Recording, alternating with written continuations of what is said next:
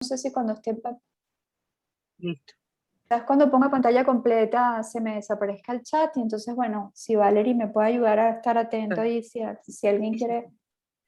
Ok, entonces, bueno, nosotros habíamos, sí, esto me estorba, voy a tener que cerrar la ventana del chat.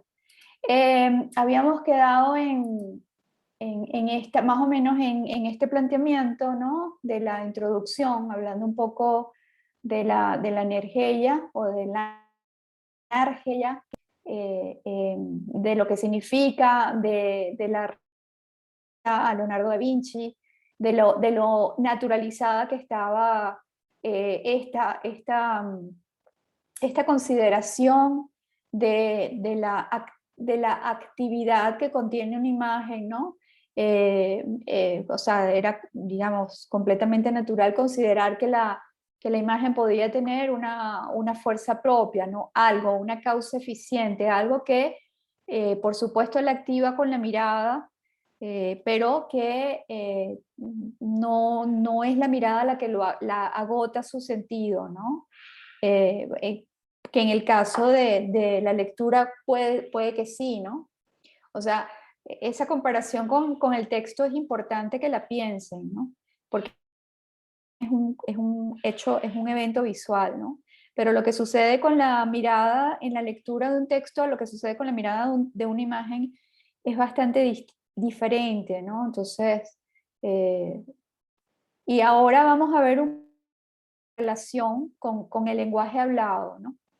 Entonces, ¿ustedes tienen alguna pregunta o algún comentario o podemos seguir a partir de aquí eh, hacia el apartado que se llama Orígenes y Conceptos? O sea, donde vamos a ver un poco un pequeño rastreo por una especie como de arqueología de lo que va a tomar Bredekamp bueno, para no formular su teoría en el aire, ¿no? ¿Tienen algún comentario? Yo no. Gracias. No, creo que podemos seguir. ¿Joel? No, Ok. tampoco, nada, nada por ahora. Ok. Que me ha gustado mucho Bredekamp, que me gustó mucho el video y que el librito de El don de la siesta del De Hernández Navarro, ajá, ¿lo ajá, es muy compraste? bueno. ¿Lo compraste? ¡Wow! Lo compré, o sea, lo compré hace tiempo, hace como 6 meses, y es muy bueno, y justamente lo había pensado, él ahí toca un poco el asunto del arte tangencialmente, eh, y lo había pensado yo para ponerlo en relación con el asunto del tiempo en el arte, que es lo que él desarrolla en esa charla, justamente. Él tiene muchos años estudiando la relación de tiempo e imagen. Sí. Es muy interesante por eso. Bueno, fantástico, me alegra mucho que les haya aportado. Entonces, vamos a movernos hacia el apartado que se llama Orígenes y Conceptos.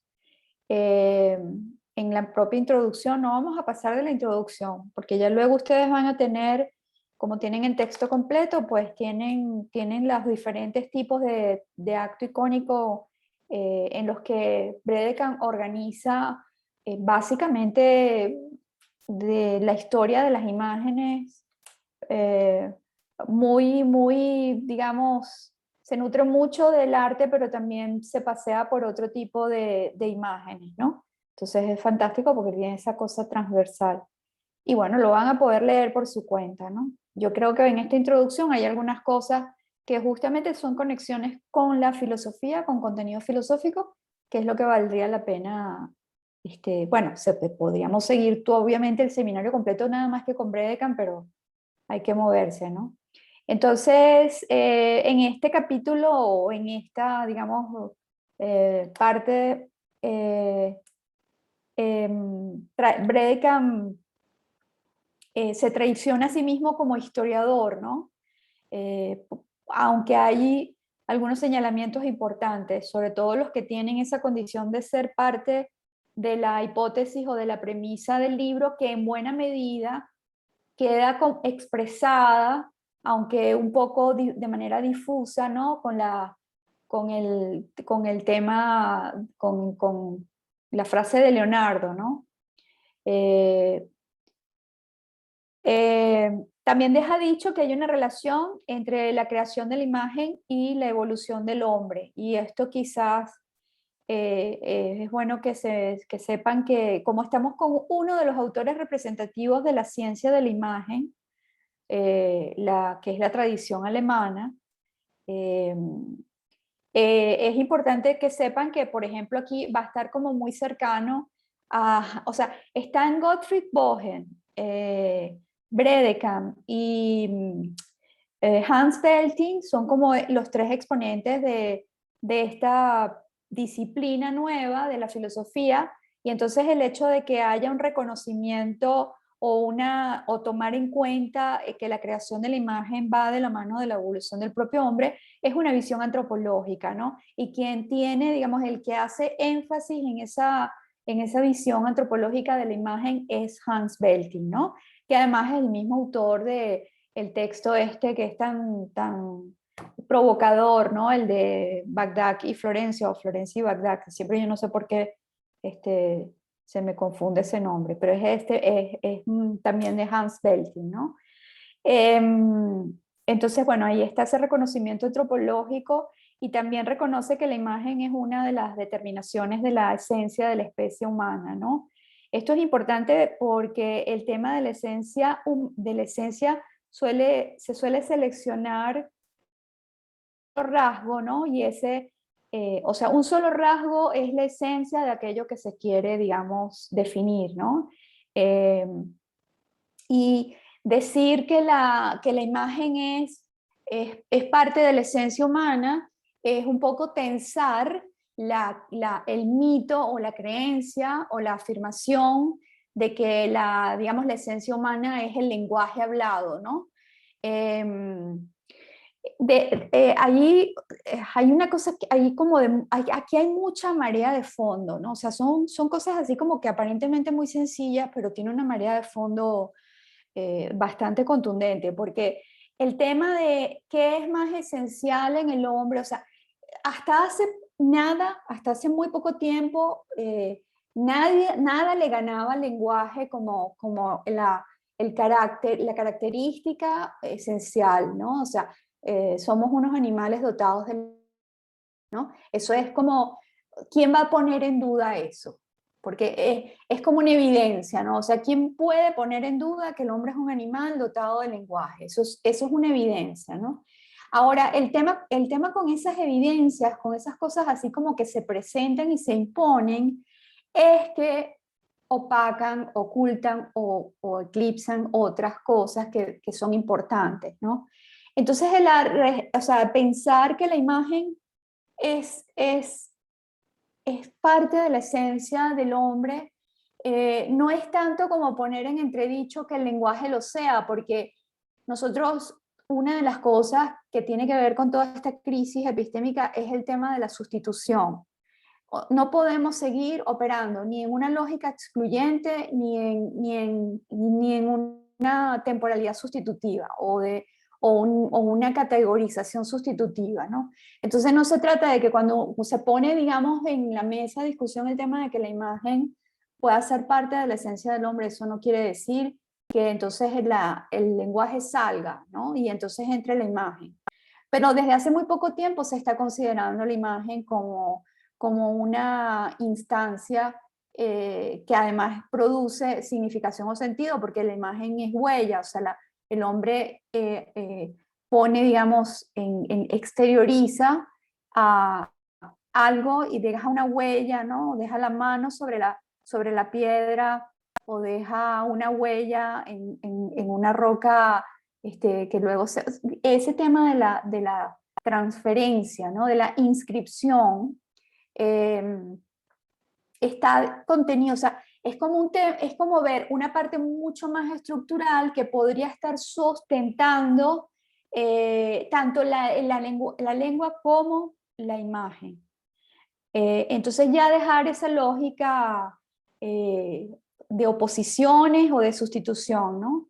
Y ahí Derrida, un autor como Jacques Derrida, elabora muy bien ese tema de tratar de borrar esa exclusividad de los rasgos que fundan lo humano, ¿no? Al decir, él habla de una categoría como la archiescritura, eso lo elabora básicamente en ese texto fundamental que es de la gramatología, en donde él hace una teoría sobre la escritura, ¿no? Y ahí entonces elabora este concepto de archiescritura, que por supuesto es muy complejo y que no voy a intentar explicar, pero a través de esta categoría él propone pensar lo humano como eso que ocurre, o sea, como ese evento, ese acontecer de la transición entre lo interno y lo externo en términos de inscripción y no en términos de lenguaje o de imagen. O sea, es como una estructura mucho más fundamental que hablaría de cualquier expresión que tenga que ver con el pasar de la interioridad hacia la exterioridad, que eso sí es un rasgo humano, o sea, es como el rasgo que funda incluso la diferencia entre un homínido y cualquier otra cosa que venga antes del homínido, ¿no? Entonces, bueno, yo quiero en general que sepan que estos autores que hemos estado viendo y muy a pesar de lo que puede arrojar la superficie del giro pictorial, no van a considerar nunca que la imagen se superponga al lenguaje. La imagen no es más esencial que el lenguaje, sino que en todo caso es parte de una estructura que es más compleja de lo que hasta ahora habíamos querido ver, ¿no? Entonces, bueno, luego de estas consideraciones un poco arcaicas, ¿no? O primigenias en relación a la esencia del humano, está un poco, pues les voy en secuencia contándoles y explicando algunas cosas en la introducción. Él va a pasar a revisar algunos puntos de la tradición filosófica y en la página 23 va entonces a hablarnos un poco de un tema importantísimo, ¿no? Que es el mito de la caverna de Platón, pero caso antes da cuenta de lo que yo les he mencionado en otras ocasiones, ¿no? Y dice en la página 23, en la filosofía las imágenes nunca ocuparon una posición central, pero nunca ocuparon una posición central como problema, ya yo se los he dicho, pero sí estuvieron consideradas y han sido consideradas por todos los autores, bueno, en términos más o menos iconoclastas, ¿no? Lo que siempre hemos hablado. Entonces, ya desde Platón las imágenes tenían un estatus inferior y hasta negativo, o sea, están consideradas, pero están consideradas de forma crítica o cualquier versión de la crítica, en este caso, con un estatus inferior de manera negativa, porque la realidad que la considera Platón ubicada en un lugar que se llama topos uranos, ¿no? Está formada por las ideas reales, o sea, no sé si conocen un poco de la filosofía de lo que se conoce como el realismo platónico, que en realidad es un gran idealismo, ¿no? Porque él considera, o sea, estos autores, por supuesto, todos los filósofos tratan de pensar qué es la realidad, ¿no? Entonces, para Platón la realidad es un reflejo del mundo de las ideas, ¿no? Las ideas, o sea, las ideas para Platón tienen una realidad que es mucho más, ontológicamente tiene más peso y es mucho más real que la realidad que nosotros podemos ver en el mundo, ¿no?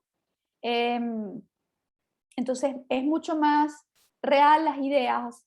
Y bueno, para ponerles un ejemplo, quizás demasiado tonto para las consideraciones de Platón, pero válido en estos momentos, en el topo Uranos existe la idea de amor, la idea de el color rojo, la idea de belleza, ¿sí?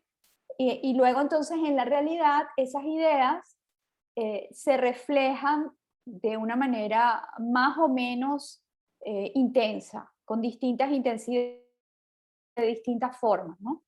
Entonces, el mito, o sea, dentro de toda esta teoría ontológica platónica, es muy importante, y seguramente lo han escuchado nombrar, el mito de la caverna, ¿no?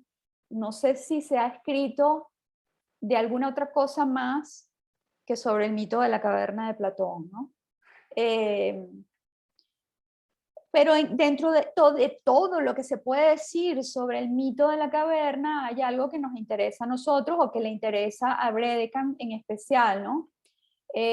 Porque allí se ve, hay una clave fundamental de la consideración de la imagen por parte de Platón y en general bastante de la tradición filosófica, ¿no? Entonces el mito, sí, no sé si lo conocen y alguien lo quiere comentar, pero es una, o sea que Dios está lloviendo, pero de una manera, ok, vamos a esperar que no se vaya nada en internet ni la luz. Es que Bueno, es pero bueno, te escuchas bien, pues. sí, no, estoy con audífono, porque yo tengo aquí una claraboya de plástico que hace bastante ruido, pero tengo los audífonos. No, el tiempo está horrible. Ok, ¿qué es la caverna platónica o el mito de la caverna? Eso es la narración de un lugar, o sea, porque el mito sirve todavía en estos momentos, a Platón le sirve el mito a través de los diálogos y de Sócrates para explicar cosas que están pensando filosóficamente, ¿no? Entonces, en este caso es un teatro, como una suerte de teatro de sombras, a las que el hombre se ha acostumbrado y con las cuales confunde la realidad o la verdad, ¿no? Se me asomó el aviso de chat. Si alguien quiere comentar algo, dímelo, Valerie, porque no estoy viendo lo que escriben en el No, chat. tranquila, tranquila. Es María diciendo que efectivamente está el clima muy feo. Ok. Entonces, ¿cuál es la forma? O sea, hay un exhorto, ¿no? La forma de escapar de del cautiverio es por medio de la sabiduría y una forma de permanecer allí es por medio de los sentidos, ¿no? Ahí está, o sea, yo les digo que el realismo platónico en realidad es un idealismo porque, bueno, los sentidos nos mantienen, digamos, atrapados en esta especie de teatro de sombra y no nos permiten llegar a la verdad, ¿no? A la verdadera sabiduría, ¿no? Entonces, obviamente que aquí hay un componente de cautiverio, ¿no? Las imágenes pertenecen a este mundo secundario percibido por los sentidos. Son ídolos en el sentido griego de la palabra, son sombras, ¿no?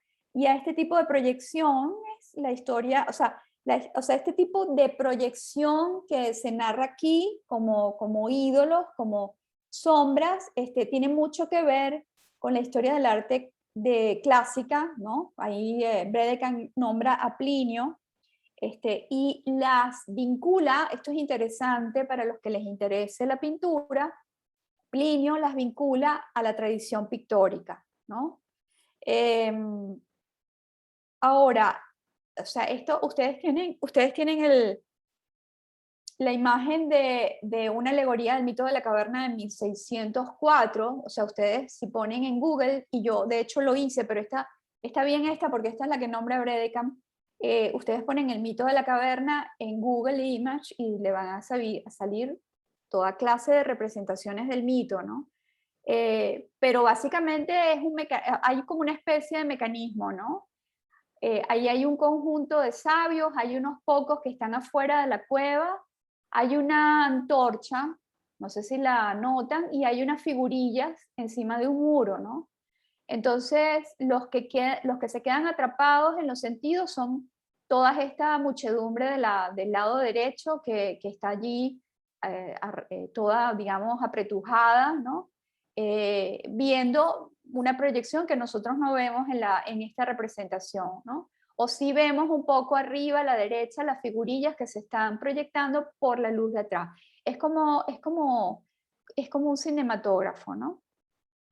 Es como un cine, ¿no? Porque hay una proyección y hay una fuente de luz.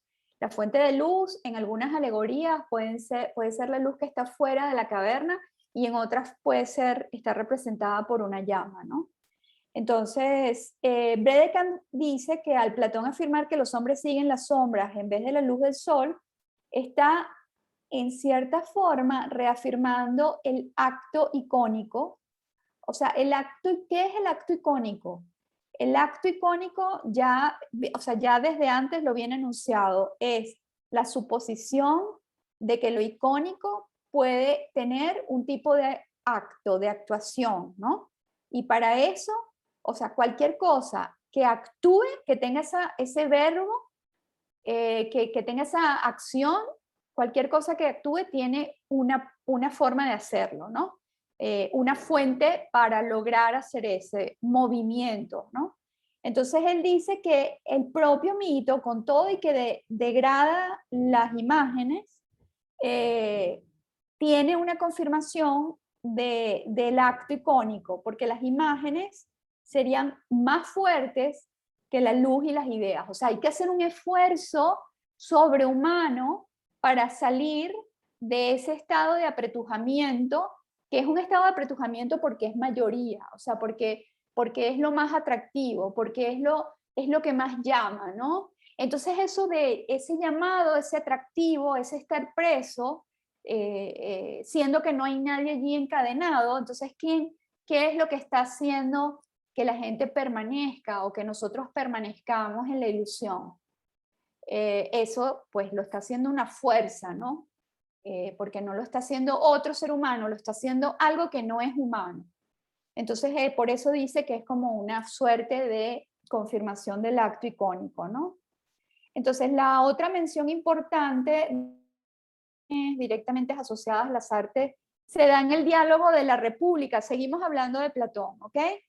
Y allí se condenan no solo las imágenes que imitan la realidad, pero al mismo tiempo se apoya en la imagen para proyectar el estado ideal al hablar de la armonía del retrato. O sea, él usa el ejemplo del retrato, del retrato que busca fundamentalmente la armonía en las proporciones del rostro y usa esa imagen para hablar del estado ideal. La República es un diálogo importantísimo y larguísimo, ¿no? De la República están expulsados los poetas. Bueno, y también las artes que imitan la realidad, ¿no? En otras partes, las imágenes pueden derivar el pensamiento, ¿no? Porque esa es otra de las cosas, digamos, que postula Platón en relación a la imagen, porque la belleza es o sea, ¿qué es la belleza? Pregunta Platón a través de Sócrates, ¿no? Hay un par de diálogos dedicados a la pregunta sobre la belleza. Y la belleza siempre la va a considerar como algo que habita realmente, no sé cómo, no me pregunten cómo, no sé si tiene pie o no tiene pie, pero para Platón la belleza y todas las ideas habitan en el topos uranos, y entonces, ¿cómo es que nosotros llegamos a tener una idea de la belleza o a preguntarnos acerca de la belleza? Entonces allí sí tendría una función la percepción sensible, es decir, las imágenes, que aquí son consideradas sombras de la realidad, ¿no? Porque, por ejemplo, a través de la imagen de un bello efebo, de un hermoso adolescente, se puede llegar entonces a conocer algo de la belleza real, ¿no? Bueno, en este recorrido Bredekamp entonces va desde Platón a Heidegger y llega hasta Lacan, ¿no? Es como, y ustedes, bueno, podrían preguntarse que por qué esa selección, siendo que el tema de la imagen pues está a lo largo y a lo ancho de toda la tradición filosófica, ¿no? Y yo creo que en principio esto es así, esto es una hipótesis de parte mía, porque el libro en sí mismo va a examinar el acto icónico y lo va a dividir en tres tipos de acto icónico, y se va a alimentar muchísimo de las imágenes de la escolástica o de las imágenes del medioevo, ¿no? Porque las imágenes religiosas y las imágenes del medioevo son, y tienen tienen una consideración directamente relacionada con el acto icónico, ¿no? O sea, no hay ningún problema en reconocerles el poder a las imágenes, ¿no? Entonces, en Heidegger y Lacan, dirá Bredekamp, comparten el punto de haberse tomado la imagen como un problema de carácter filosófico y no relegable a la estética. Eso es importantísimo para ustedes, no solamente en este curso, sino en el resto de los cursos. O sea, hay una consideración, porque ¿qué se le está diciendo aquí a estética? Se le está considerando, o sea, estética, digamos, a partir de Schiller o del romanticismo, le ser básicamente la sierva del arte, ¿no? O sea, va a ser la que va a entrar a considerar el arte como si fuese el único evento de la sensibilidad humana, ¿no? Y en cambio Lacan y Heidegger van a tener una consideración de la imagen que tiene un sentido más filosófico, como si la estética también es una disciplina filosófica, pero no sé si me explico, ¿no? Y si no, pregúntenme a ver hasta dónde puedo explicarles la diferencia, porque yo me tomo un año completo nada más que para, en filosofía, en la católica, nada más que para explicar la diferencia. Estoy exagerando, pero es la línea de fondo del curso, explicar la diferencia entre teoría del arte y sensibilidad, ¿no? Entonces Heidegger y Lacan van a considerar la imagen, bueno, van a hablar de arte o no van a hablar de arte, pero en todo caso la imagen va a tener una consideración más abarcativa, por no decir más profunda, ¿no? Entonces, obviamente, en el caso de Heidegger y ustedes, yo creo que lo deben estar contemplando, lo deben estar por ver, si no lo han visto con la profe Sandra, el texto de El origen de la obra de arte, ¿no?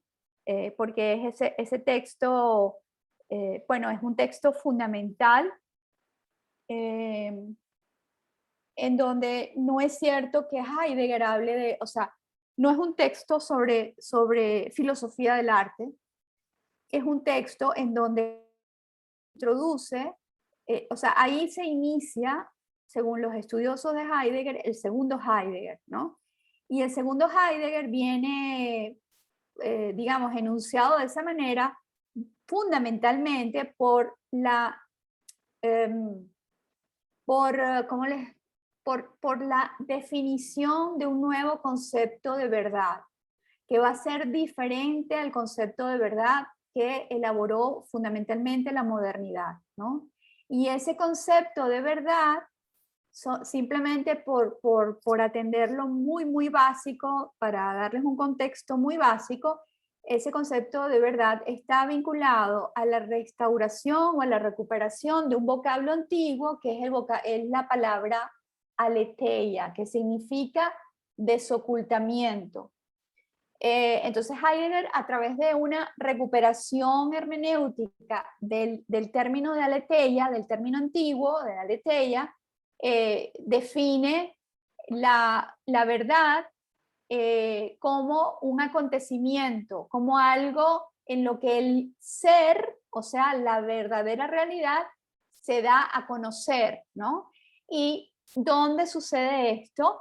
En la obra de arte, pero ya llega, o sea, Heidegger termina arribando al lenguaje y afirmando además que es el lenguaje poético el donde habita el ser, o sea, él dice, el lenguaje poético o la poesía o la poiesis, mejor dicho, es la casa del ser, ¿no?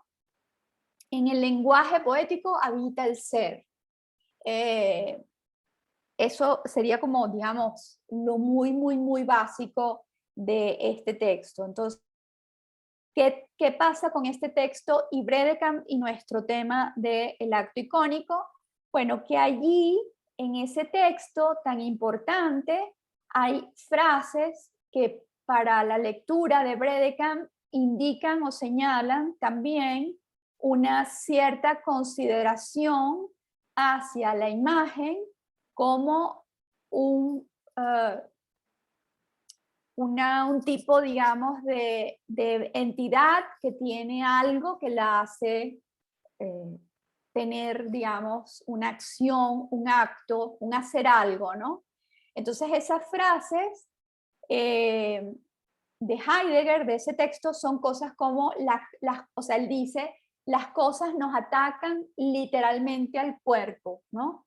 El utensilio útil es el que nos está mirando y dando la cara, porque el origen de la obra de arte trata de indagar entre o sea, qué es una obra de arte, pero además entonces, qué es una obra, pero entonces además considerar si la obra tiene una esencia material o si no tiene una esencia material, y finalmente saber a partir de allí qué es una obra de arte, ¿no?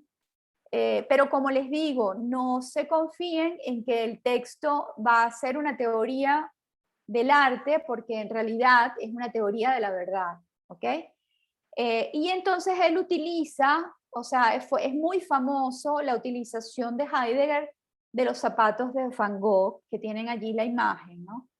Porque hace unas cosas extraordinarias, o sea, como, no sé si ustedes saben, pero Heidegger es un fenomenólogo, o sea, él no va a aplicar una teoría filosófica a Van Gogh en este caso, sino que va a ir directamente a la obra y va a tratar de que la obra desoculte su verdadero sentido. Ahí es donde tienen ustedes el tema de la verdad, ¿no? Y entonces, bueno, comienza con una disertación que tiene que ver con que, bueno, qué es lo que dicen esos zapatos, de qué hablan esos zapatos que están allí. Entonces empieza a decir que esos son los zapatos de una campesina y que son un objeto de confianza porque por el uso que tienen dan cuenta del mundo de la campesina. Entonces nos terminan desocultando el mundo de la campesina, o sea, o del labriego, ¿no? A veces habla en masculino, a veces habla en femenino. O sea, que no es no es una representación de cualquier zapato, es un zapato que nos habla de un mundo que tiene que ver con el mundo, supone Heidegger, del trabajo con la tierra, ¿no? Y para eso también se pregunta por el utensilio, etcétera, etcétera, ¿no? Y termina, o sea, llega hasta decir que el cuadro, en este caso el cuadro de Vincent van Gogh, porque no es solamente el cuadro, o sea, hay otras piezas con las que se relaciona el texto, dice el cuadro de Vincent van Gogh habló, ¿no? ¿Qué puede querer decir Heidegger con eso? Que hay una cierta capacidad de la imagen artística para hacer, para hablar, para decirnos algo. Porque si nosotros decimos, o sea, si nosotros hacemos un texto sobre esta imagen, bueno, nosotros podemos tener la ilusión de que es nuestra mente y nuestra cultura, nuestra vasta cultura, la que le pone capas de sentido a una imagen que es completamente muda, ¿sí? Por eso es tan importante este hallazgo de Bredekamp, ¿no? ¿Qué quiere decir Heidegger con que el cuadro habló? Quiere decir que hay algo en él que hace que nosotros activemos el significado, pero nosotros no lo inventamos en todo caso, ¿no? Bien, en el caso de Lacan, no me voy a detener demasiado allí, pero también Lacan, y eso está, digamos, bueno, no voy a decir que es más contemporáneo que Heidegger, ¿no? Pero, y tampoco me voy a tener demasiado porque yo entiendo que ustedes van a ver a Lacan con Eleonora, pero se detiene un poco por... ¿ah? Que en eso estamos justo ahora, viendo Lacan con Eleonora. Desde la semana pasada, porque bueno, no tengo tiempo, pero me interesaría asomarme. Sí, asómate, estuvieron buenísimas las clases. Está bien. ¿Cuántas clases llevan con Lacan? ¿Una o dos? 2. Okay. Bueno, sí, exacto, 2. Ya, la última fue este martes, la segunda fue este martes. Exacto, esta semana y la semana pasada, ok. Lacan dice que la obra tiene la capacidad de mirar al hombre, imagínense ustedes, ¿no? Él, por supuesto, dice allí Bredekamp que le saca mucho provecho al doble sentido de la palabra regarder, en que el que sepa francés que lo pronuncia, que puede significar tanto mirar como concernir, o sea, que me concierne, ¿no? Entonces el observador, dice él, puede ser mirado por los objetos. Tiene una famosa disertación que ahí lo cuenta Bredekamp, pero que no me voy a detener en ello, sobre una lata de sardina que está expuesta al sol y entonces hay un brillo incesante que hace inevitable que la veamos, ¿no? Pero la acción la está poniendo la sardina y el reflejo del sol, ¿no? Y bueno, vamos a leer simplemente este texto sobre el tema y lo pasamos rápidamente, ¿no? La lata flotante al sol es el símbolo de todas las imágenes que atraen la mirada, porque su definición de objeto va acompañada del hecho de ser no dominado por mí. Ella es más bien la que se apodera de mí, la que me solicita a cada instante y hace del paisaje algo diferente a una perspectiva, algo diferente de lo que llamé cuadro. Lacan explica de forma convincente que somos seres mirados en el espectáculo del mundo, ¿no? Y bueno, como cuento, no sé si saben que Lacan compró a través de Baudrillard, si no recuerdo mal, la pintura de Gustave Courbet, la del origen del mundo, ¿saben? La pintura es de 1955, ¿saben de qué les estoy hablando? Claro, Sí, sé claro. cuál es, claro, muy famosa. Ok, y la tenía, no sé si saben, pero que la tenía oculta detrás de, o sea, él mandó a construir un mecanismo porque, bueno, la esposa le dijo que no era recomendable que tuviera esa pintura en la sala, no por ella, sino Por la visita. claro, y por la visita, y le preocupaba mucho lo que pensara la señora que limpiaba la casa, ¿no? Seguramente. Y entonces, bueno, porque podía pensar que eran unos perversos, ¿no? Entonces él tenía un sistema, porque bueno, eso también, o sea, es una pintura poderosa, o sea, pintura no pasa desapercibida, ¿no? Y ese poder entonces que, bueno, algunas imágenes nos hacen más evidente el poder que tienen, ¿no? La pintura sin duda alguna. Bueno, entonces finalmente, y antes de discutir la definición de acto icónico, Bredekamp afirma que al igual que Heidegger, Lacan establece un doble viraje en su teoría de la mirada, en la que se percibe pánico y desactivación de la actividad de la imagen.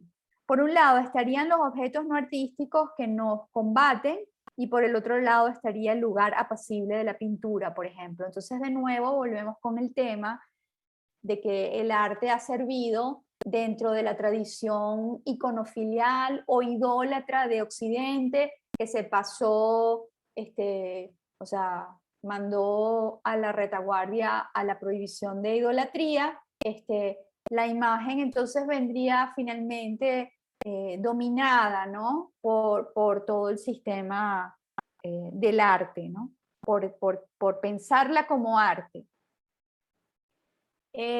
Bueno, entonces entraríamos ya en el tema del acto de habla y el acto icónico, esto es interesantísimo, ¿no?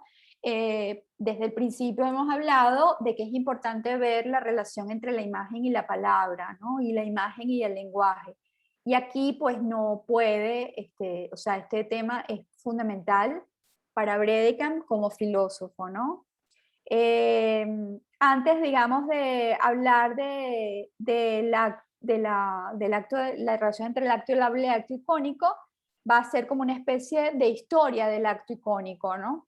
Y entonces la primera mención interesante de este apartado para mí, desde mi punto de vista, está ya en las primeras líneas, ¿no? Del propio apartado. Ahí está el comentario que hace Bredekamp sobre el libro de Henri Lefebvre, La crítica de la vida cotidiana, cuando señala que el acto de la imagen es análogo a la magia de los objetos, que pueden actuar de forma de forma autónoma, ¿no? Esto habría que entenderlo no como una cosa de superstición, sino más vinculado a la teoría marxista del fetichismo, que como ustedes quizás sepan, tiene que ver con la condición de mercancía que se le otorgan los objetos dentro de una lógica de la teoría, o sea, dentro de la historia, dentro del capitalismo, ¿no? O sea, para Marx el capitalismo convirtió los simples objetos, o sea, del simple uso de los objetos, los convirtió en mercancía, ¿no? Porque los objetos tienen que tener un valor de uso,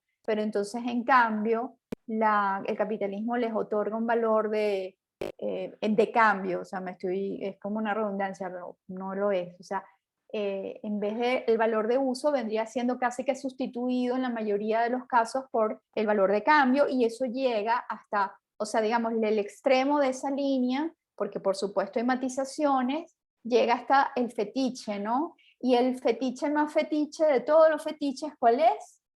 El arte, porque el arte no sirve absolutamente para más nada que no sea contemplarlo. Entonces hay un actuar autónomo allí, ¿no? O sea, es lo que trata un poco de enunciar Lefebvre con esto de la imagen es acto, ¿no? Luego, entonces, la otra referencia que hay que tomar en cuenta para leer toda esta teoría del acto icónico, que es el libro completo de Bredekam, viene bajo la mención de Philippe Dubois, ya en 1990, o sea, anteayer, que hace, digamos, o sea, el toma de Lefebvre esta afirmación, la imagen es acto, ¿no? Y la toma para desarrollar una teoría de la fotografía. Entonces ahí tienen esa referencia, al que le interese especialmente la fotografía, debería buscar este autor, ¿no? También la utilizó el egiptólogo Jan Assmann en el mismo sentido y el mismo año que Dubois, ¿no? Y el historiador también nombra al historiador Bitwise, que definió el acto icónico como la reflexión inmanente de la obra opuesto al enfoque exteriorista, es decir, la obra debía hablarse de la obra solamente en el sentido inmanente a ella y no relacionándola con aspectos sociales o biográficos o cualquier otra cosa que les fuese ajeno, ¿no? Y eso refuerza, o sea, para proponer ese enfoque, Weiss utiliza un poco esta línea que tiene que ver con el acto icónico, ¿no? O sea, aquí están viendo antecedentes o los usos que esto es como lo que llaman el estado del arte, ¿no? O sea, en donde más se pueden encontrar, aparte del libro de Bredekam, estas menciones que relacionan la imagen con el actuar, ¿no? Y luego menciona a Gottfried Bohen, que en el 2001 definió la imagen como hecho y como acto. Esto sería especialmente interesante porque a los que más estamos acostumbrados es a los señalamientos esencialistas modernos que exigen que sea solo uno de los atributos lo esencial. Entonces, alguien, digamos, moderno, un pensador moderno diría o es acto o es hecho, pero no puedes decir que sean las dos cosas. Entonces, elaborar esta complejidad y decir que la imagen es un hecho y también es un acto, bueno, pues lo hace Bohen en el libro que les dije que me estaban trayendo de México y que pongo a disposición de ustedes cuando lo tengan en la mano. Luego estaría el otro que menciona aquí, Hans Belting. Ya ustedes saben que Bohen y Belting son sus pares, ¿no? Y que afirma que en la historia del arte se hace presente tanto un observador activo como las funciones y las actividades de la imagen. O sea, Hans Belting que lo vamos a ver no por el libro de Florenzi y Bagdad, sino por el libro de la antropología de la imagen, considera que no solamente está en las funciones del observador, que el único que está activo no es el observador, sino que también hay una actividad en la imagen, ¿no? Voy a tomar agua. ¿Nadie quiere comentar nada? Yo quiero comentar, profe. Adelante. Ajá.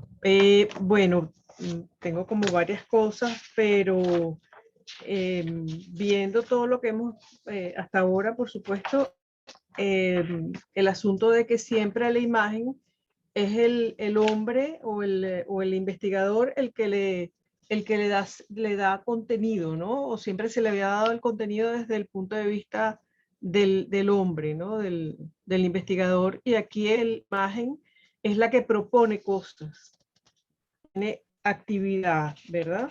Tiene actividad, Entonces, sí. sí, entonces acá había un comentario que usted hizo de Heidegger, que tengo todo anotado, pero me voy perdiendo, ¿no? Acerca de que la imagen es huella y exterioriza, y que el hombre está a mitad entre pensar lo humano como acontecer de transición entre lo interno y el externo, ¿verdad?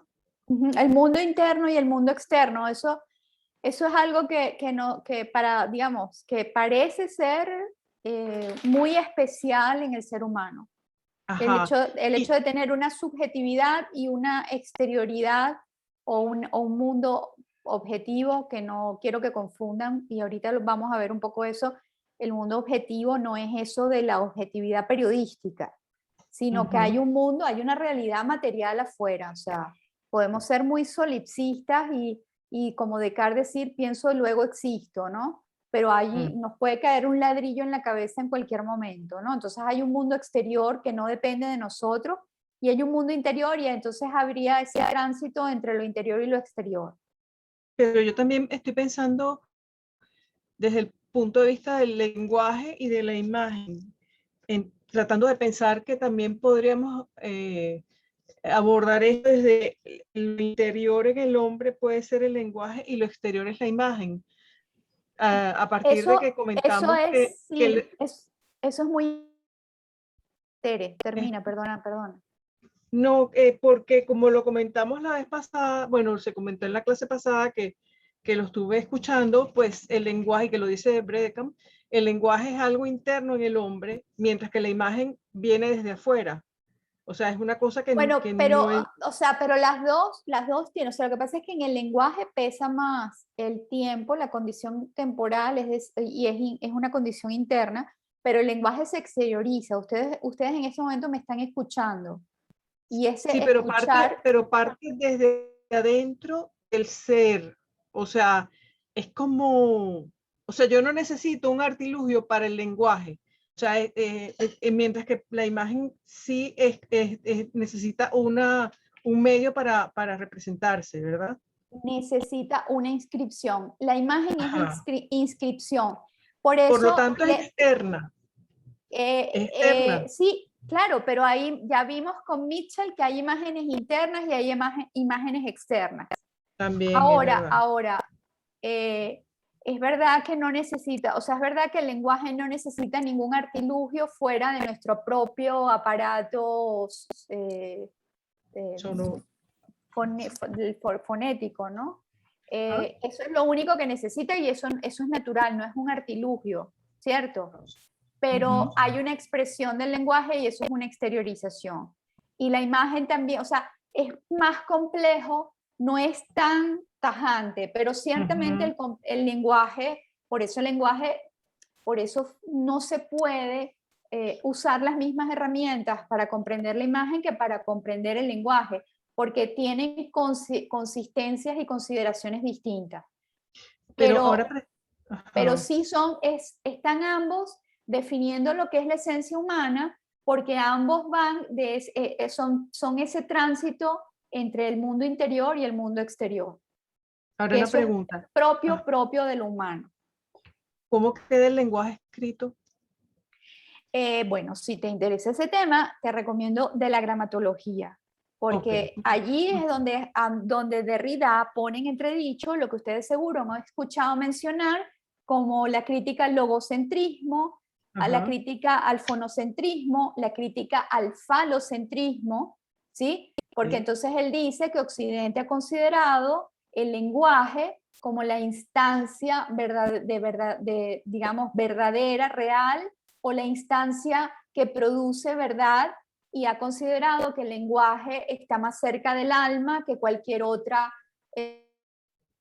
consideración humana, y ahí es donde está lo interesante, porque también se puede decir que quizás fue la imagen la que posibilitó el desarrollo del aparato del habla del humano, porque no sabíamos hablar, y hablar que es un lenguaje articulado, perdón, un sonido articulado, y de repente fue las imágenes plasmadas sobre la piedra las que nos hicieron generar el esfuerzo neuronal, conectar las neuronas como para producir este fenómeno tan particular y tan misterioso que es el lenguaje, ¿no?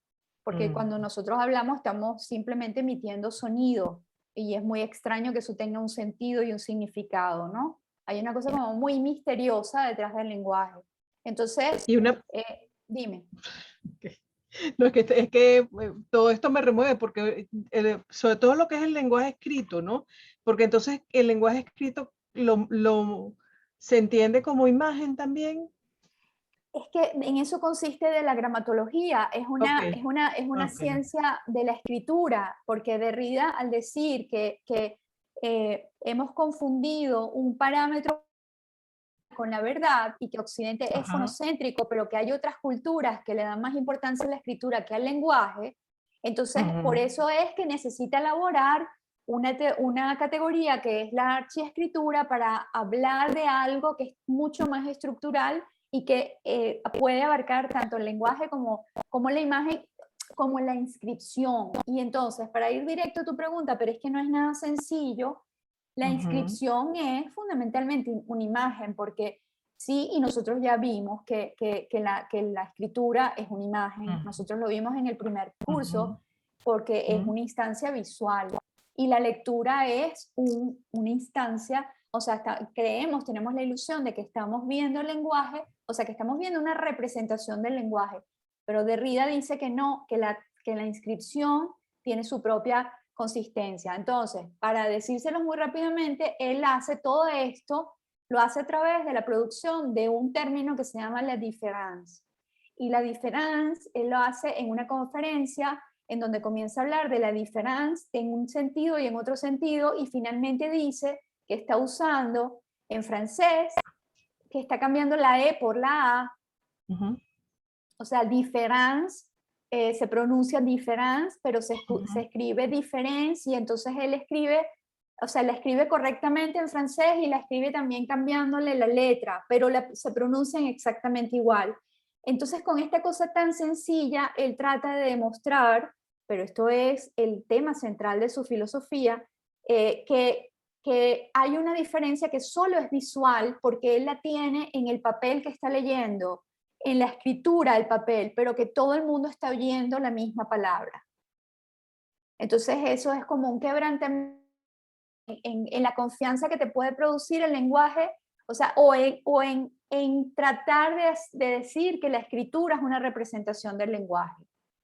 La escritura es una cosa mucho más profunda y compleja, porque es parte de la inscripción, y la inscripción es el fenómeno que define lo humano. Entonces no es solamente el lenguaje, ¿no? Y eso, por supuesto, apoya muchísimo pero eso lo vamos a ver más con Martin Jay, eso apoya muchísimo la consideración de la imagen como una instancia importantísima en la filosofía, y no que ver con la derivación, con la representación, con todas esas cosas como secundarias, ¿no? No sé si te respondí. Perfecto, profe. Voy a buscar el libro de la gramatología para, bueno, tratar de tenerlo en la mano y echar una revisada. Bueno, te deseo mucha suerte, porque Ok. complicado, búscate a alguien que te ayude porque bueno, es complicado porque hay que leerlo varias veces, ¿no? Seguramente que Bueno, es así. También hay varios, bueno, Gracias. al menos un par de videos en YouTube, como eso. hablando un poquito muy superficialmente, pero que funcionan de guía para una primera lectura también. Hay un famoso profesor de filosofía argentino con un apellido impronunciable, polaco, que tiene unos videos muy buenos. Bueno, a mí me gusta la primera media hora, luego se pone a hacer un poco de trapecio, ¿no? Pero se los recomiendo, yo vi el de Derrida y me gustó. Pero, ajá, el nombre yo se los doy porque Darío, no sé, es un nombre complicadísimo, pero es muy conocido, muy, muy conocido. Si ustedes ponen en YouTube filosofía, Derrida, Darío, Argentina, les va a salir, pero si no, yo se los doy. Bueno, Gracias. entonces necesito que veamos una cosa esquemática de la teoría del conocimiento, porque el tema de la actividad de la imagen implica un cambio, digamos, en una persistencia epistemológica moderna que tiene que ver con, ya se los he dicho, con la ruptura que hay, la ruptura de la realidad en dos partes, que es, bueno, la parte del sujeto, que es el sujeto activo, el sujeto que conoce la realidad, y la parte del mundo, digamos, del objeto, que es toda la realidad, todo lo que puede tener una dimensión es un objeto, ¿no? Entonces, antes, o sea, para considerar siquiera la teoría del acto icónico o la imagen como alguna instancia productora de una cierta actividad, que a lo mejor no es la misma actividad que produce un ser humano, ¿no? Hay que ver cómo organizamos este tema, porque como les dije, yo he llegado a escribir sobre él en el sentido de que, bueno, somos muy posmodernos, pero a la hora de considerar que las imágenes tienen una potencia o un poder, terminamos siendo más modernos que Descartes, ¿no? Porque le negamos cualquier fuerza, ¿no? Para actuar. Y eso tiene que ver con eso, o sea, en la antigüedad no era así, entonces es muy lógico y se comprende perfectamente bien porque Bredekamp va a alimentar mucho su teoría del acto icónico de toda la historia que va desde la antigüedad hasta la modernidad, ¿no? Porque allí no hay ningún problema, o sea, lo tienen ya dicho con Leonardo, en considerar que hay una especie de poder, ¿no? Vamos a tapar las imágenes para nosotros poder ser libres, dice Leonardo, ¿no? Si no las tapamos, pues estamos condicionando nuestra libertad, ¿no? Eso termina radicalmente con esta visión de que es el sujeto el que pone el sentido, es el sujeto el que lee, el sujeto es el que comprende, el sujeto es el que sabe. Y en la contemporaneidad, a partir, digamos, de la ciencia de la imagen, habría está mal representada la doble fecha de sujeto y objeto porque no hay ninguna equivalencia. No es lo mismo el sujeto viendo el objeto que el objeto dirigiéndose al sujeto, ¿no? Entonces tómense con pinza esto, pero sí hay una consideración de apertura, de no agotar el sentido que puede tener, digamos, la imagen en el caso nuestro, porque es lo que nos va a considerar. También los objetos tienen poder, ¿no? Pero nosotros estamos considerando la imagen. No, o sea, considerar, digamos, que de la imagen hacia nosotros algo viene, ¿no? De la imagen hacia nosotros algo sucede. Hay un acto, ¿no? Hay una energía y hay una fuerza. No tiene por ¿no? Bueno, yo creo que con esto podemos... En la página 33 tiene una cosa que es muy importante, dice la cuestión de si se puede otorgar una actividad autónoma a las imágenes o si solo se ven inducidas al acto icónico por la actividad generadora de acción de los usuarios, apenas ha sido discutida y mucho menos ha sido solucionada. Entonces ahí o sea, ahí lo que habría que recuperar es la pregunta, ¿no? O sea, no descartarla, no darla por sentado de que no vamos a encontrar absolutamente nada considerando que las imágenes tengan algún tipo de fuerza, ¿no? Luego, ¿qué hace? Luego va a considerar, esto a mí me encanta, me produce muchísimo estímulo, la relación entre la relación del acto icónico o de la imagen con el habla, ¿no? Pero yo aquí, antes de pasar a los autores que menciona y lo que dice, yo tengo una pregunta para ustedes. Les pregunto por qué estamos también dispuestos a ver, no sé, ¿alguno negaría que el lenguaje nos afecta? El lenguaje puede tener todo tipo de afectación sobre nosotros, ¿no? Sí, Puede claro. producirnos alegría, ok. Ujú. Y eso es un tipo de poder, o sea, hay una performatividad, un performance, una actuación, un acto del lenguaje, ¿no? El lenguaje es capaz de afectarnos, ¿sí o no? Sí, claro. Eso es como una Claro. evidencia, eso es Por una supuesto. evidencia, nadie lo niega, y eso no representa ningún tema relacionado ni con la superstición ni con la magia. Ujú. ¿Por qué la imagen? O sea, si el lenguaje nos afecta, ¿por qué la imagen no? Mm. Habría de afectarnos. Claro que nos afectan las imágenes también. Sí, pero o sea, el considerar que las imágenes nos afectan y al mismo tiempo negar que puedan tener algún tipo de fuerza, ahí es donde está el problema. Porque Ujú. entonces, ¿cómo es que nos afectan? O sea, o cómo agotar la explicación de la afección. O sea, no seguir diciendo, no, es la lectura, es la persona frente a la imagen es la que es manipulada. Bueno, pero ¿por qué es manipulada? ¿No? Si, suponiendo que la imagen lo único que haga es manipular, engañar, vigilar, como decía Foucault, ¿no? Mm. ¿Por qué? En todo caso, ¿cómo lo hace? ¿No? Entonces pasamos como, o sea, son consideraciones, son asentamientos culturales y ¿por qué hay que cuestionarlo? Porque nos interesa finalmente saber qué hacer con esta iconósfera, ¿no? Mm. Bueno, entonces, Yo- perdón, dime, que, adelante. que yo pensaría que claro, que en el lenguaje se ve siempre la acción del que lo profiere. eh, entonces no creemos que el lenguaje nos afecta, sino que nos afecta el que está hablando o el autor que ha escrito tal cosa, pero digamos que está más claramente, eh, que es más claro culturalmente la implicación de un sujeto del otro lado cuando hablamos del lenguaje que cuando hablamos de una imagen. ¿Y por qué Creo que no por eso. puede? Claro, tiene todo el sentido lo que estás diciendo, lo comentamos un poco en la clase pasada, pero ¿por qué no podemos equiparar la creación del acto del habla con la imagen? O sea, las dos cosas son creadas. Así es. Entonces, claro, tiene mucho sentido, lo hablamos la semana pasada, el lenguaje se hace, o sea, es más presente, se hace más presente eso que tú dices, el sujeto que habla, cuando lo cierto es que hay un sujeto creador en ambas instancias, ¿no?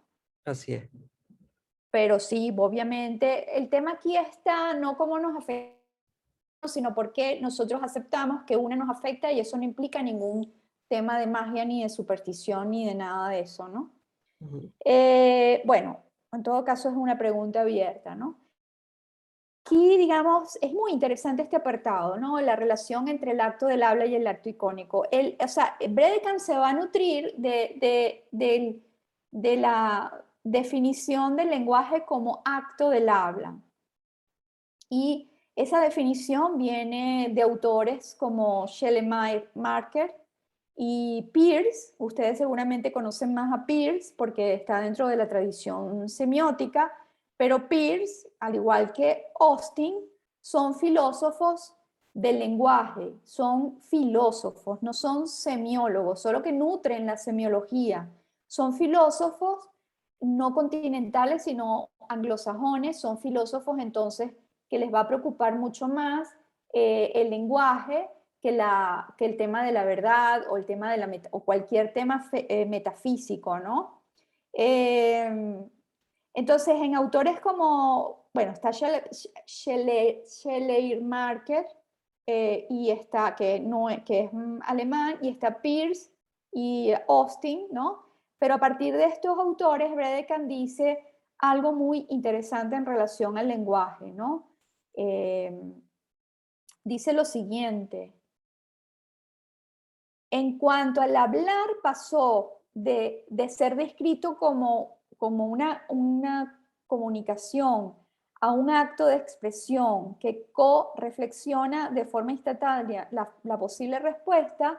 El frente entre dar y recibir se abrió en un espacio de acción y efectos recíprocos. Y de efecto recíproco. Es decir, estos autores, que son filósofos del lenguaje, comenzaron a considerar el lenguaje no como un sistema de comunicación, sino como un acto de...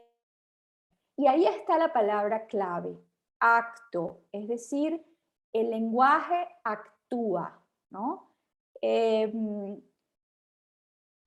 Se habla entonces de actos del habla, ¿no? Entonces la actúa, ¿no? Pero sin ningún problema. O sea, hay muchos problemas en la imagen actúa, o sea, el acto icónico, pero ningún problema en decir que el lenguaje actúa, ¿no?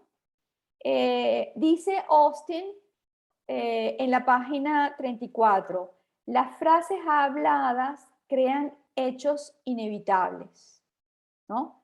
Las afirmaciones de estos autores, inscritos, como les dije, en el positivismo lógico y el estudio del lenguaje ordinario, los lleva, en el caso de otro autor que se llama John Searle, a decir que la lengua debería, y aquí tienen el trasfondo de todo lo que tiene que ver con el tema de lo políticamente correcto, dice Searle, la lengua debería describirse como una forma de comportamiento regida por reglas. Esto, o sea, ya tienen el trasfondo de todo ese tema que es súper, digamos, para ustedes los jóvenes, una cosa como muy, para Valerie, una cosa fundamental, ¿no? La lengua, o sea, lo que se diga se puede, no estoy hablando de difamación, de mentir, no, estoy hablando de la expresión que ya llega pues a cualquier expresión de las redes sociales, y que afecta, por ejemplo, el algoritmo, y bueno, llega, digamos, a la censura, ¿no? O sea, porque o sea, el lenguaje no es mera palabra, ¿no? O sea, dice, digamos, nuestra tradición religiosa, pecar de pensamiento, palabra y acción. Obviamente no es lo mismo pensar que queremos matar a alguien que decir que queremos matar a alguien que hacerlo, ¿no? Pero lo que se penaliza es el hacerlo. Puedes llegar a penalizar el decirlo, ¿no? Alguien te puede denunciar porque estás amenazándolo, ¿sí? Pero Claro. definitivamente no tiene el peso del acto. Bueno, Searle dice que la lengua debe describirse como una forma de comportamiento y por lo tanto debe regirse con reglas. ¿Están viendo el tema del acto del habla? O sea, el habla es un acto, tiene una acción, tiene un efecto, es considerado como un acto. Acto solo lo puede hacer el actor, el sujeto, ¿no? Ahora ya el lenguaje tiene una connotación de acción, ¿sí? ¿Alguien? ¿No? Ok. Sí, sí. Eso tiene muchas maneras de abordarlo, que son muy locas. Todo el tema de los actos de habla. eh, y son muy interesantes, ¿no? O sea, a nivel psicológico, por ejemplo, hablar de todo el tema de maltrato verbal, por ejemplo. Son afectaciones directas a partir de un lenguaje. Exacto, se consideran y se penalizan, ¿no? Pero Exacto. eso es algo muy reciente, pero Sí, quería que supieran que tiene por detrás una teoría filosófica, una consideración del lenguaje, no como un instrumento de comunicación, ¿no? Que podría ser, o sea, el lenguaje como un instrumento de comunicación es el afuera y el adentro, pero considerarlo como acto es otra cosa, ¿no? Es otra cosa porque, bueno, implica eso, o sea, todo lo que es capaz de actuar o todo aquello que actúa puede entrar, digamos, dentro del régimen jurídico, ¿no? Pero eso tiene que tener una consideración, una definición filosófica o cómo vamos a considerar el lenguaje, ¿no? Porque si no, bueno, podríamos decir, bueno, cada quien que exprese lo que quiere y de hecho esa es la discusión en las redes sociales, vamos a perder por completo la libertad porque entonces no nos vamos a poder expresar. No, el lenguaje no es expresión, el lenguaje es un acto. O sea, lo que está pesando en todo esto que no se comprende desde el antiguo régimen, para hablarlo como Foucault, es que hay una consideración distinta del lenguaje. Entonces, ¿cómo se pasa de la teoría del acto del habla a la teoría del acto icónico? Inicial fue de Soren Horup,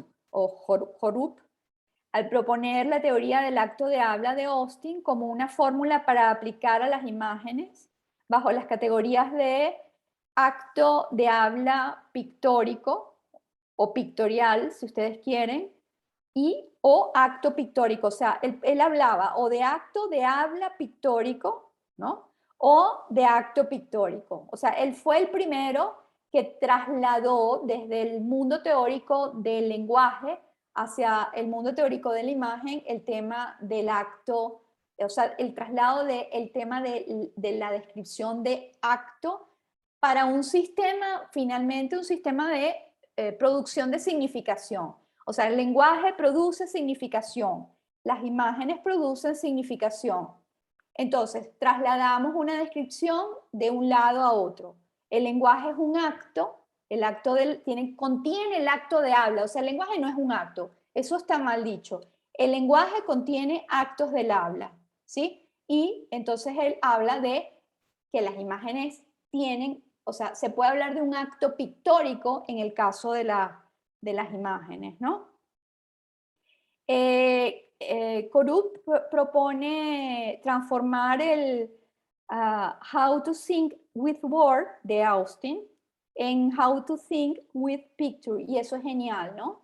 Cómo pensar con imágenes. De eso se han sacado unos cuantos libros. Emmanuel Aloa, que se los recomendé, no sé si lo llegaron a ver, debería ponérselos en el chat, como les puse el de Hernández Navarro, tiene un libro que se llama Pensar la imagen, ¿no? Y hay otros tantos, es una compilación de textos en realidad, ¿no? Pero, y esto es fundamental para alguien que está vinculado con... Podemos pensar políticamente la realidad a través de las imágenes que tratan, por ejemplo, de cualquier aspecto político del país o del mundo, ¿no? Pero pensarlo directamente desde las imágenes, ¿no? ¿Cómo pensar con imágenes? Bien.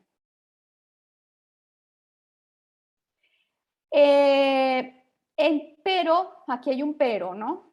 Hay un traslado de las herramientas de análisis o comprensión del lenguaje hacia el mundo de las imágenes, ¿no? Y entonces allí Bredekamp dice que surgieron problemas irresolubles. Las palabras como acto no se piensan una por una, sino en un continuo, ¿no? Mientras que las imágenes deben ser pensadas individualmente. O sea que el problema de trasladar el acto del habla al acto pictórico deja sin solucionar plenamente el tema de que el acto del habla, o sea, cuando se habla del acto del habla, o sea, nosotros, por ejemplo, hablamos de lo que produce la expresión quiero un ramo de... Nosotros cuando hablamos, o sea, quiero un ramo de flores, eso no vamos a analizar quiero un ramo de flores, ¿no? Sino eso, o sea, ¿qué tipo de frase es quiero un ramo de flores? O sea, ¿qué poder tiene? ¿Qué hace? ¿Qué efectúa sobre la realidad? Si hace o no hace algo, ¿no? Por ejemplo, que ahorita que se está discutiendo el tema del Ávila, que lo van a declarar el primer estado comunal, la primera ciudad comunal en el Ávila. Hay un alboroto en relación a eso. ¿Por qué? Porque hay un grado infinito de performatividad, o sea, hay una capacidad, digamos, de generar una afección o un efecto en eso porque se está pronunciando desde el ámbito del poder, ¿no? Entonces eso es un acto de habla, pero es un continuo, ¿no? O sea, hay que analizarlo también como desde el lugar de enunciación. Bueno, eso no se puede hacer con o sea, no se puede trasladar. Entonces, ese tipo de análisis que considera el lenguaje con una cierta capacidad de afectar la realidad hacia el mundo de las imágenes, porque las imágenes sí no se pueden analizar como un continuo. Eso sería un absurdo. O sea, las imágenes tienen que analizarse una por una o pensarse una por una. Y eso, pues, siempre pasa cuando se trasladan las herramientas del análisis del lenguaje a la imagen. Pasa con la semiología, ¿no? Uno puede, o sea, en un momento dado, en los años 70, el auge de la semiología con Humberto Eco, que la popularizó mucho, ¿no? Bueno, yo estudié semiología cuando estudié diseño y era fantástico. Uno creía que podía entender mucho de la imagen describiéndola como signo, ¿no? Con un significante y un significado, y esas son todas las herramientas del lenguaje, ¿no? Y eso está descartado por completo de las teorías de la imagen. Entonces,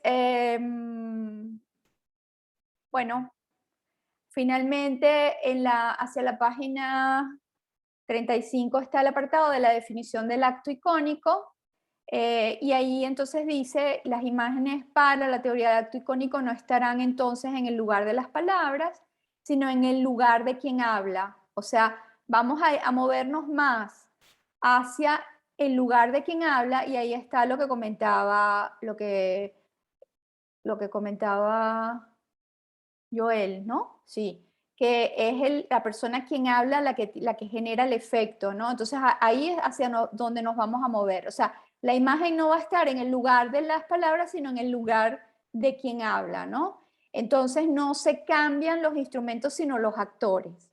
Se tomará en cuenta, sin embargo, las definiciones de los autores mencionados, acentuando el tema del efecto de las palabras. O sea, de la teoría del acto del habla se va a tomar el tema del efecto que causan las palabras, ¿no? La imagen es muda y por tanto no puede sustituir al hablante del acto del habla, pero al suponer en ella una cualidad activa podría tener como referencia las teorías animistas del comienzo del siglo XX. Él nombra, o sea, digamos, nombra esa referencia, pero nosotros también podríamos nombrar a Mitchell porque lo vimos, ¿no? O sea, vimos cómo Mitchell nos decía el problema, es evidente que si yo me pregunto qué quieren las imágenes, vamos a arrimarnos hacia un problema de animismo, ¿no? Pero hay que correr ese riesgo. Aquí también está el riesgo, o sea, la teoría del acto icónico puede ser pues perfectamente despachada como una nueva forma de intentar producir una especie como de animismo, ¿no? Y ese es un riesgo que está simplemente asumido, ¿no? Aquí hay una mención importantísima e interesantísima de Platón, que a través de Teeteto, del personaje Teeteto, en el Sofista, enuncia una paradoja, ¿no? Y dice, por tanto, no realmente no siendo, más es real, ¿no? Porque la única manera de superar la lógica excluyente de es o no es, ¿no? es con esta doble negación, ¿no? Porque o sea, él trata en ese diálogo de definir la imagen a través de este personaje, ¿no? Y esto tiene que ver con la lógica antigua, o sea, en buena medida podemos validar la doble negación, porque permite que dos posiciones incompatibles coexistan, ¿no? O sea, no se trata de que es o no es, sino que no siendo, no es más real, ¿no? La doble negación, no realmente no siendo, es real. No sé si les queda suficientemente claro, pero es simplemente, o sea, aquí no, digamos, aquí está simplemente reuniendo de la tradición lo que puede para apuntalar la definición de acto icónico, ¿no?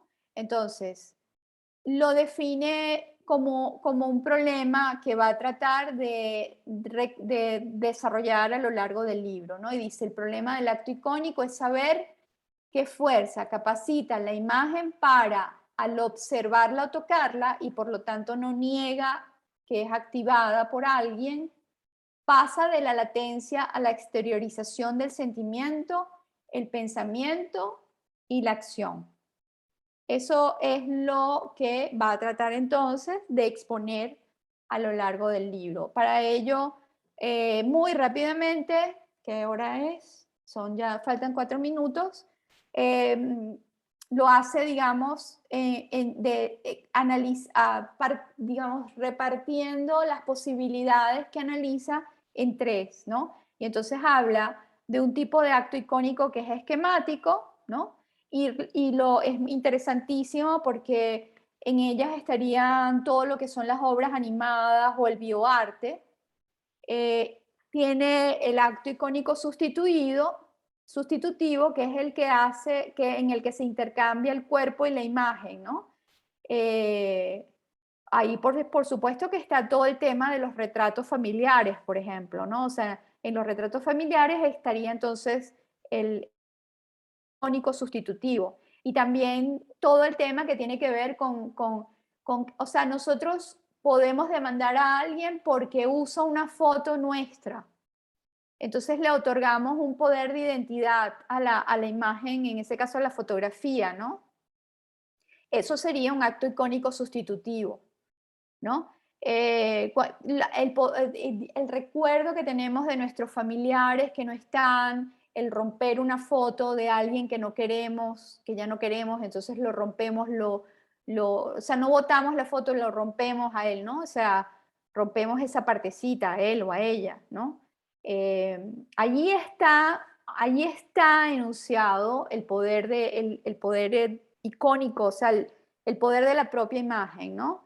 Y luego, pues, hablará del acto icónico intrínseco, que surgiría de la propia forma creada. Este es el ejemplo de muchas de las imágenes del arte contemporáneo, ¿no? Y a lo mejor allí está más claro la pintura figurativa que cualquier otra, ¿no? Pero no sé, eso habría que analizarlo leyendo todo el texto y viendo algunas imágenes, no solamente las que él presenta, sino nosotros. O sea, lo que sería interesantísimo es tener tiempo para que cada uno de nosotros buscara ejemplos de los distintos tipos de actos icónicos que hay, de acuerdo a lo que entendamos de cada parte del texto. Y se los propongo como trabajo final. O sea, un trabajo final perfectamente válido podría ser agarrar cualquiera de estos 3 actos icónicos y deslastrarse de las imágenes de Bredekan y buscar propias imágenes y decir por qué, ¿no? ¿Por qué son este tipo de acto icónico y no el otro, ¿no? Bueno, menos mal que primera vez que creo que me da tiempo de exponer todo lo que tengo pensado, y yo creo que con esto pues tendrían lo necesario para continuar ustedes la lectura de Bredekamp, que bueno, que por lo que me han dicho, les ha entusiasmado. Pero tenemos unos minutos si quieren preguntar algo y dado que no tienen clase ahorita.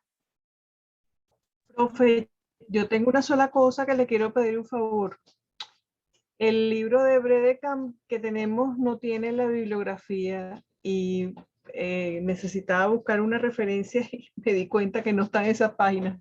Ok, Si lo ok. tienen, unas fotos por lo menos para tenerlas incorporadas Muy en el bien. documento, porque sí, nombré una cantidad de cosas, de libros, de referencias y faltaron esas páginas en el PDF.